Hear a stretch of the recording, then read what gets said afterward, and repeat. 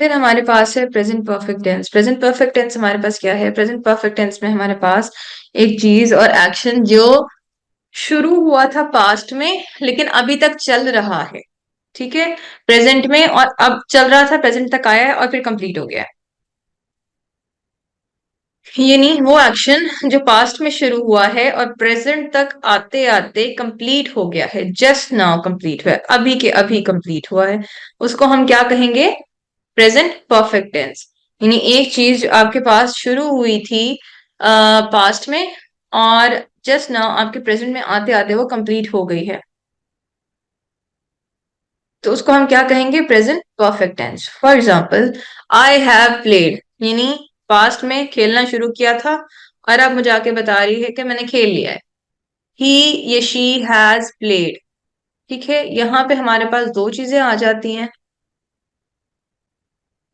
Has या have लगता है, सॉरी, हैज लगता है ही, शी, इट और नेम के साथ, हैव लगता है आई, वी, दे के साथ। हैज लगता है ही, शी, इट और नेम के साथ, हैव लगता है आई, वी, दे के साथ। तो वो काम जो प्रेजेंट पास्ट में शुरू हुआ और प्रेजेंट में आते आते कंप्लीट हो गया है, कंटिन्यूज इनटू द प्रेजेंट और हैज जस्ट बीन कंप्लीटेड, यानी हमारे कंटिन्यू अभी तक आ गया है, प्रेजेंट तक आ गया है या कंप्लीट हो गया है। आई हैव प्लेड, ही या शी हैज प्लेड, तो हमारे पास हैज के लगेगा ही, शी, इट और नेम के साथ, हैव लगेगा हमारे पास आई, वी, दे के साथ, और इसमें हमारे पास थर्ड फॉर्म ऑफ वर्ब आएगी। परफेक्ट की बात जब भी होगी, क्योंकि हमारे पास हैज अब आ जाएगा, हैज या हैव के बाद हमेशा याद रखिएगा, हैज हैव के बाद हमेशा थर्ड फॉर्म ऑफ वर्ब ही आएगी। जहां पे हैज हैव आ गया है आपने आंखें बंद करके थर्ड फॉर्म ऑफ वर्ब लगा देनी है। ठीक है, हैज हैव और हैड, तीनों, हैड आएगा आपका पास्ट में, हैज हैव आएगा आपका प्रेजेंट में, हैज हैव हैड जहां आपका आ गया उसके बाद फौरन आपके पास थर्ड फॉर्म लगेगी, और जहां आपके पास टू कलर्स लिखा आ गया उसके बाद आपके पास फौरन बाद हमेशा फर्स्ट फॉर्म ऑफ वर्ब ही लगेगी। हैज हैव हैड के बाद हमेशा थर्ड फॉर्म और टू के बाद हमेशा आपके पास फर्स्ट फॉर्म ऑफ वर्ब लगेगी। ये दोनों चीजें इंपॉर्टेंट है, ये याद रख लीजिएगा कि जब भी आप हैज हैव हैड लगाएंगे तो आपके पास थर्ड फॉर्म ऑफ वर्ब आएगी, और जैसे ही आप जो है वो टू लगाएंगे, टू के बाद आपके पास किसी भी सेंटेंस में डिपेंड कर, ये भी नहीं उससे फर्क पड़ता कि प्रेजेंट में है पास्ट में है, अगर कहीं टू लिखा हुआ आ गया है सेंटेंस के दरमियान और उसके बाद आपने वर्ब लगानी है तो that is always first form of verb. फिर हमारे पास है प्रेजेंट परफेक्ट कंटिन्यूअस टेंस। अब प्रेजेंट प्रेजेंट की बात की हमने सिंपल की, उसमें हमारे पास फर्स्ट फॉर्म ऑफ वर्ब थी।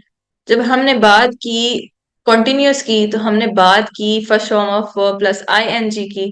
जब हमने परफेक्ट की बात की तो हमने बात की थर्ड फॉर्म ऑफ वर्ब की। काइंडली मुझे एक मिनट दीजिएगा।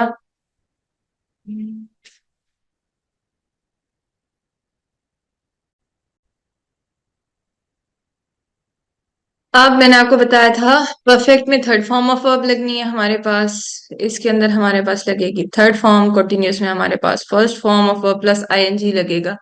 अब जब हम इसको मिलाएंगे तो ये दोनों जब एक टाइम पे तो नहीं एग्जिस्ट कर सकते, first third form of verb भी नहीं लग सकती और फर्स्ट फॉर्म ऑफ वर्ब भी नहीं दोनों एक जगह पे यूज हो सकती।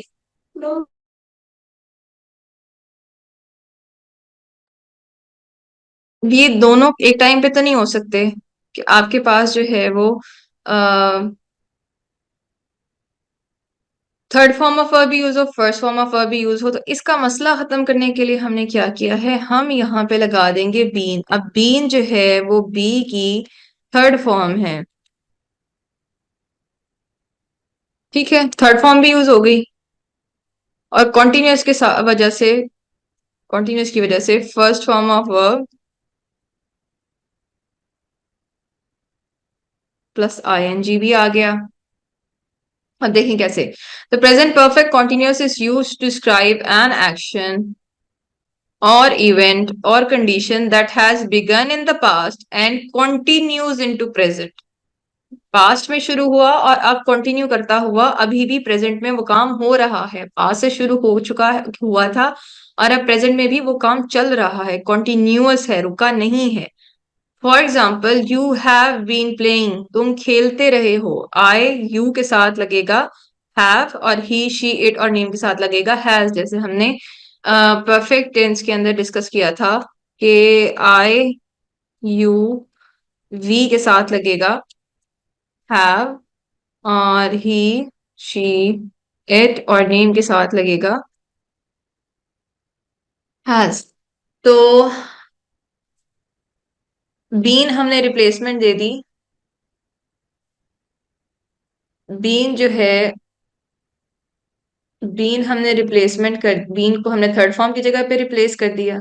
ठीक है। और आपके पास फर्स्ट फॉर्म ऑफ वर्ब ये प्ले प्लस आईएनजी लग गया, जो कॉन्टिन्यूअस का तरीका है। परफेक्ट का जो तरीका है वो क्या है, उसमें थर्ड फॉर्म लगनी होती है हैव हैज के बाद, तो यहाँ पे हमने थर्ड फॉर्म भी लगा दी है। ही शी इट के साथ या नेम के साथ लगेगा, जो आपके नाउन्स हैं ही शी इट, नाउन्स और उसके प्रोनाउंस हैं, उसके साथ लगेगा आपका हैज, और जहां आई यू दे आएगा वहां पे लगेगा हैव। तो हमने क्या देखा है कि हमारे पास प्रेजेंट सिंपल या प्रेजेंट इंडेफिनिट टेंस में first form of verb plus S और ईएस लगेगा। जब हमारे पास प्रेजेंट कॉन्टिन्यूस आ जाएगा, यानी एक एक्टिविटी जो प्रेजेंट में होती हुई कंटिन्यू करती जा रही है अभी भी प्रेजेंट में, उसमें हम first form of verb plus I N G लगा देंगे जैसे, और उसके साथ इज एम आर लगा देंगे। I am playing, they are playing, she is playing, he is playing. ठीक है। फिर जब हम परफेक्ट की बात करेंगे तो हम हैज हैव के साथ बीन लगा देंगे, ताकि हमारे पास जो है थर्ड फॉर्म की जो रिक्वायरमेंट है हैज हैव के बाद वो भी पूरी हो जाए, और कॉन्टिन्यूस की जो हमारी रिक्वायरमेंट है first form of verb plus I N G वो भी पूरी हो जाती है। हैज हैव के बाद आपके पास बीन लग जाएगा, और first form of verb plus ING जो कॉन्टिन्यूस टेंस का हिस्सा है उसको मिलाने के लिए आपके पास first form of verb plus ING लगेगा। आई और यू हैव बीन प्लेइंग। ठीक है, बीन थर्ड फॉर्म है, playing first form of verb plus ING है। He has have been playing. Perfect में आपके पास हैज हैव हैड लगेगा। बेशक जो है ये फर्स्ट आप फ्यूचर में देख लें, प्रेजेंट में देख लें या पास्ट में देख लें।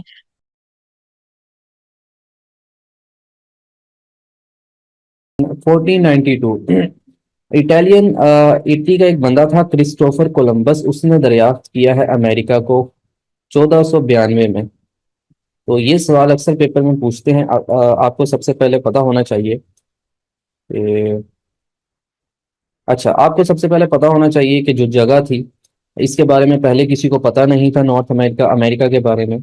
तो एक बंदा आया था इटली से, क्रिस्टोफर कोलंबस, उसने इसको दरियाफ्त किया था 1492 में। उसके बाद अमेरिका का नाम एक इटली का एक और बंदा है अमेरिगो वेस्पूची, उसके नाम पे अमेरिका का नाम पड़ गया था अमेरिका। तो डिस्कवर किया था इस जगह को क्रिस्टोफर कोलंबस ने 1492 में। फिर इस जगह का नाम एक इटली का एक और बंदा है, उसके नाम पे इस जगह का नाम पड़ गया था अमेरिगो वेस्पूची के नाम पे अमेरिका। और उसके बाद इस जगह पे ब्रिटिशर्स ने कंट्रोल कर लिया था, जो अमेरिका की जगह, जो ये अमेरिका की जगह थी, इस जगह पे ब्रिटिशर्स ने कंट्रोल कर लिया था। जैसे पाकिस्तान, इंडिया, सब कॉन्टिनेंट पे ब्रिटिशर्स का कंट्रोल था, इसी तरह से इस जगह पे भी ब्रिटिशर्स का कंट्रोल रहा है। तो जब इस जगह पे ब्रिटिशर्स का कंट्रोल था उस टाइम पे 1773 में यहाँ पे बोस्टन टी पार्टी हुई थी। कहते हैं कि इस चाय की पत्ती को ना लोगों ने ना दरिया में गिरा दिया था। ये एक सियासी झड़प थी। उसके बाद 1775 से 1783 तक यहाँ पे अमेरिकन रेवोल्यूशनरी वार रही है। अमेरिका के अंदर रेवोल्यूशनरी वार यानी कि रेवोल्यूशन स्टार्ट हुआ था, अमेरिकन रेवोल्यूशन 1775 में स्टार्ट हुआ था। ये लोग चाह रहे थे कि हमें ब्रिटिशर्स से आज़ादी मिले, जो कि इनको नहीं मिल रही थी। तो 1775 से ये जंग चली। ये जो रेवोल्यूशन है ये 1775 में स्टार्ट हुई थी और 1783 तक चली है। अगले साल क्या हुआ, 4 जुलाई 1776 को अमेरिका को आज़ादी मिल गई थी ब्रिटेन से, यानी कि ब्रिटिशर्स से। लेकिन अमेरिका को इस वक्त ब्रिटिशर्स ने तस्लीम नहीं किया था। अमेरिका को आज़ादी तो दे दी थी, लेकिन अमेरिका को आज़ादी मिल गई थी, लेकिन ब्रिटिशर्स ने अभी तक इनको आज़ाद तस्लीम नहीं किया था। अगले साल 1777 में मोरक्को जो है वो पहली, ये मोरक्को जो है ये भी एक मुस्लिम कंट्री है। Morocco was the first country to recognise America. Morocco पहली कंट्री है जिसने अमेरिका को तस्लीम किया था 1777 में। अगले कुछ सालों के बाद 1783 के अंदर ट्रीटी ऑफ पेरिस होती है। ट्रीटी ऑफ पेरिस यानी कि पेरिस फ्रांस का कैपिटल है, वहां पे ट्रीटी होती है 1783 में। इसको ट्रीटी ऑफ पेरिस कहते हैं। इसका पेपर में अक्सर सवाल आ जाता है। ट्रीटी ऑफ पेरिस होती है। इस ट्रीटी के तहत ये 1763 नहीं है, ये 83 है। 1783 के अंदर ट्रीटी ऑफ पेरिस होती है। इस ट्रीटी के तहत अमेरिका के अंदर जो रेवोल्यूशनरी वॉर चल रही थी वो खत्म हो जाती है। अब ये खत्म क्यों होती है? क्योंकि ब्रिटिशर्स इस ट्रीटी के तहत अमेरिका को आज़ाद तस्लीम कर लेते हैं।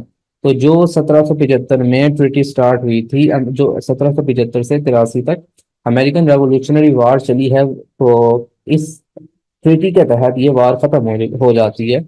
अमेरिका को तस्लीम कर लिया जाता है ब्रिटिशर्स की तरफ से।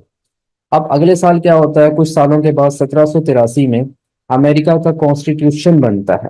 पेपर में दो तरह के सवाल आते हैं कि दुनिया का सबसे स्मॉलेस्ट कॉन्स्टिट्यूशन किसका है? अमेरिका का है। और दुनिया में सबसे ब्रीफेस्ट ब्रीफेस्ट कॉन्स्टिट्यूशन किसका है? तो ये भी ब्रीफ कॉन्स्टिट्यूशन जो है ये अमेरिका का ही है। अमेंडमेंट्स याद रखिएगा, अमेरिका की अभी तक 27 अमेंडमेंट्स हो चुकी हैं और पाकिस्तान की 26 हो चुकी हैं तरमीम। अमेरिका के कॉन्स्टिट्यूशन की 27 अमेंडमेंट्स हो चुकी हैं और इनका अभी तक पहला कॉन्स्टिट्यूशन ही चल रहा है। हमारा तीसरा चल रहा है।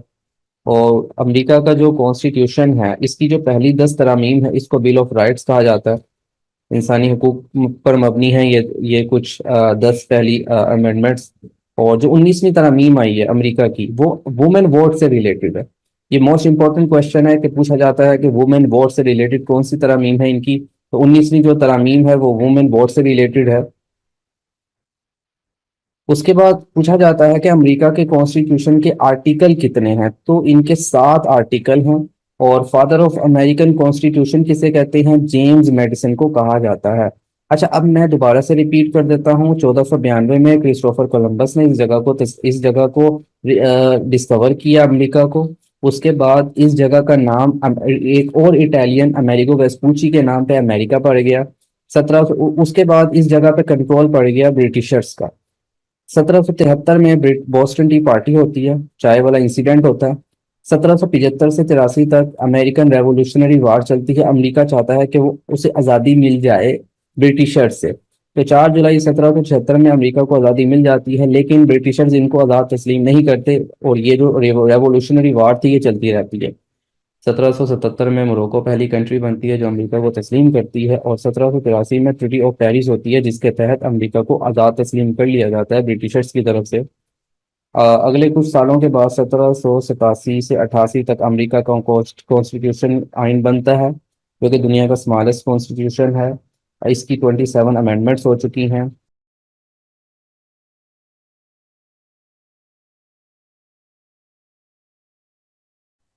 आज हमारा टॉपिक है वॉर ऑफ इंडिपेंडेंस। इसके अंदर हम देखेंगे कि क्या क्या मुश्किलात फेस आई जो कि इंडियंस थे, और इनकी वजह क्या थी वॉर ऑफ इंडिपेंडेंस की, और इम्पैक्ट क्या है। तो व्यूअर्स, इस शॉर्ट वीडियो के अंदर मैं आपको समझाने की कोशिश करूंगा कि वॉर ऑफ इंडिपेंडेंस पहले है क्या। 1857 से पहले कंपनी रूल था, ब्रिटिश ईस्ट इंडिया कंपनी, जो कि इंतहाई जुल्म सितम कर रही थी। इकोनॉमिक एक्सप्लॉयटेशन, जो सोसाइटी है, सोसाइटल एक्सप्लॉयटेशन, क्रिश्चियन मिशनरीज, ये सारे इंडियन सोसाइटी को तबाह कर देते। तो इस चीज को रोकने के लिए, और इसके अलावा स्टेट की इनेक्सेशन हो चुकी थी। British east India company state को लूट रही थी, पूरी इंडियन ट्रेजरी को लूट लिया था, जिसमें बंगाल, मद्रास, बम्बे, दिल्ली जैसे इलाके इनके कंट्रोल में आ चुके थे। प्लस 1846 के अंदर कश्मीर, 1849 के अंदर पंजाब एंड 1843 के अंदर सिंध, ये सारे इलाके इन्होंने कब्जा कर लिया था। उसके बाद ऐसा हुआ कि इंडियंस बशमूल मुस्लिम्स एंड हिंदूज इकट्ठे मिलकर लड़े, जिसको ये कहा गया वॉर ऑफ इंडिपेंडेंस। हम वॉर ऑफ इंडिपेंडेंस को 3 पर्सपेक्टिव से देखेंगे। एक होगा इंडियन पर्सपेक्टिव, एक होगा पॉलिटिकल पर्सपेक्टिव, एक होगा ब्रिटिश पर्सपेक्टिव।